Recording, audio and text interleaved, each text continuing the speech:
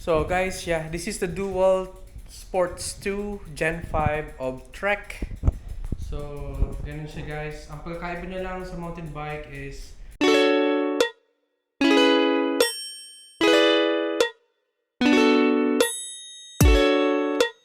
Hi guys, welcome back sa aking channel, Vincent How To. For today, I'm going to unbox again another bike. So yeah, I have another box here. This is the Dual Sports 2 Gen 5 Trek. So this is the hybrid bike. So pwede siya sa normal trail or pwede rin siya sa sa gravel. So yeah, let's unbox this guys. And yeah, I'm gonna show you again another bike. Let's start unboxing guys. So let's unbox this.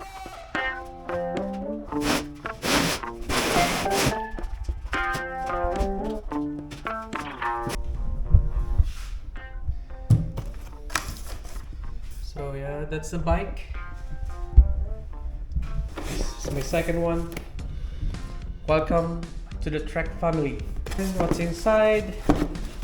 It's the thank you, and then this is the receipt, and then quick assembly guide, and some tools as well. Okay, grease, and then the pedal. Let's reveal the beauty of this bike.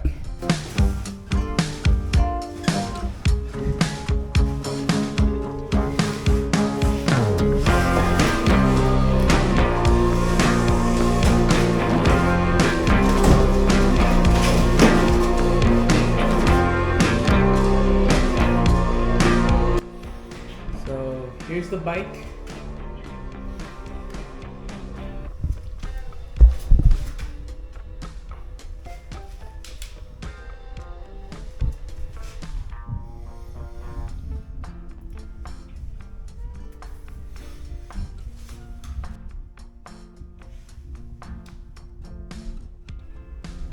We just need to assemble this. As usual, we have this.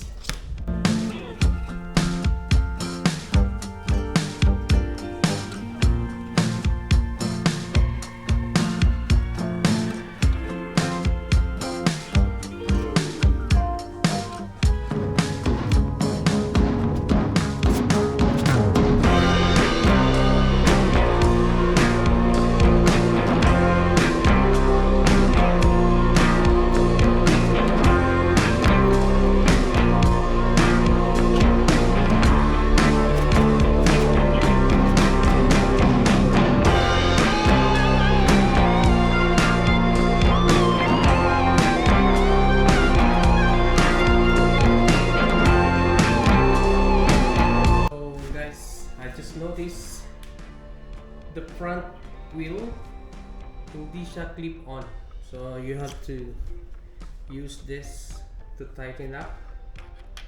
Yan.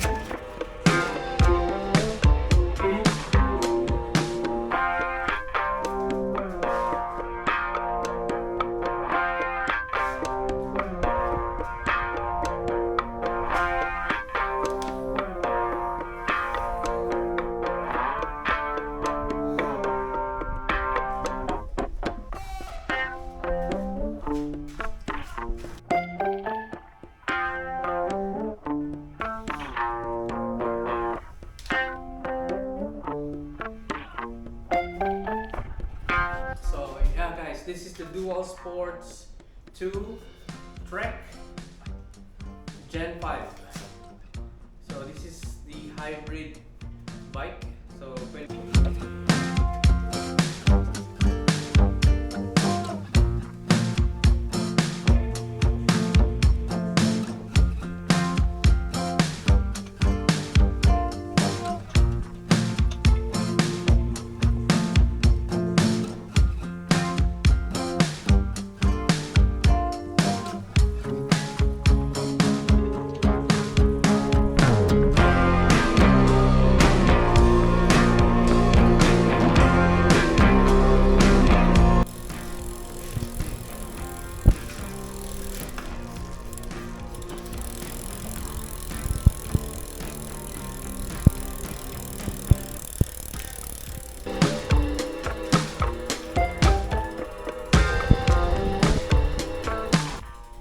So guys, yeah, this is the Dual Sports 2 Gen 5 of Trek. So, ganun siya guys. Ang pagkakaiba niya lang sa mountain bike is wala siyang suspension. Look at that.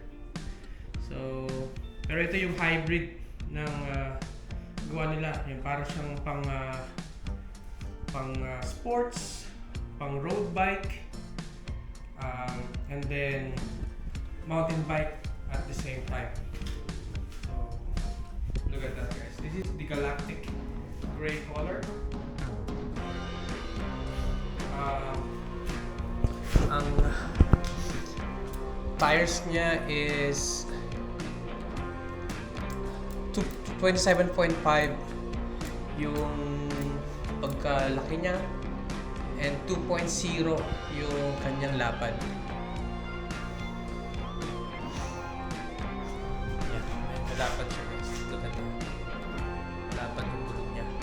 Then naka Shimano Altus siya na cambio. Yeah. And then yung brake niya is ito, Pro Max ang brake. Pro Max yung brake. And Shimano Altus yung ito, derailleur niya. Dalawa pala siya guys yung derailleur. Meron sa front, saka meron sa likod. So, yan, Shimano. This is the Trek DS2, Dual Sport 2, Dual Sports.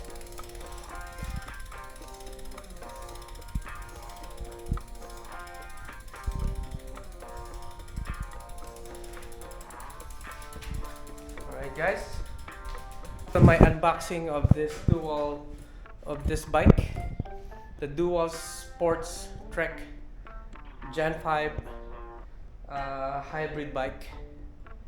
And yeah, mag-review ako nito once na ilabas ko na siya sa trail. Titingnan natin yung performance nito guys. Okay? So yan, naka-hide na rin pala yung kanyang mga cables.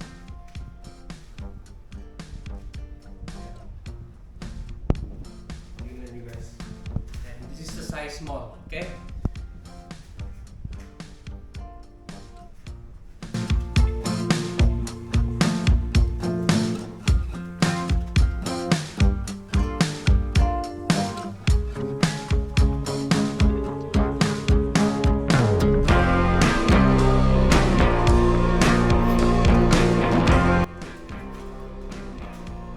So, I'm 5'3" guys. Medyo mataas yung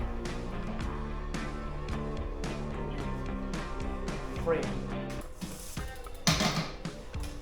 Magaan siya guys. And yung handlebar, maiksi lang.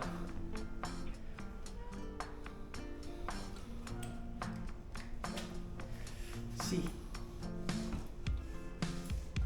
Thanks guys for watching, and please don't forget to subscribe and share this video. Comment lang kayo guys and let me know kung ano masasabi nyo rito sa bike na to. Okay? Meron ba dito sa Pilipinas? Let me know. Okay? So once again, this is Vincent How To. Thanks for watching guys. Until next time. Bye-bye.